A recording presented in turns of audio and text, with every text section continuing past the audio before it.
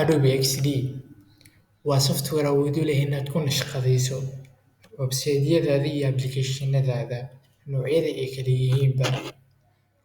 Waxay awood u leeyahay inaad ku nashqadayn karto waqti gaaban adigoo adeegsanaya tool qurux badan, soo jiidasho gaar ah yeelan kara.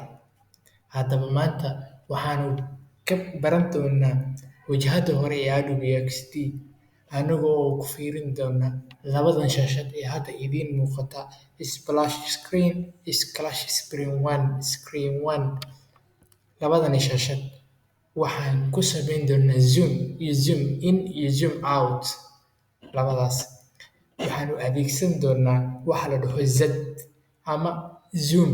Z laga soo gaabshay tuulashada inta yaalla dhinaca bidix yaalla way dooran kartaa midka ugu hooseeya ee ah search symbol-ka ama search icon-ka waan dooran kartaa ama Z xarafka Z ee keyboard-kaada ku yaalana waa taaban kartaa.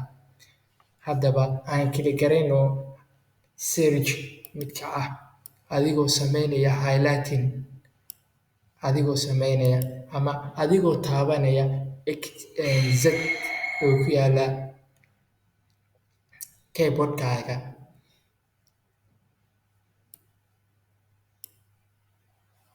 Okay, haddaba waxaanu samayn doonaa 5 muuqaal oo gaagaaban. Please la soco, followna dhaho barteena.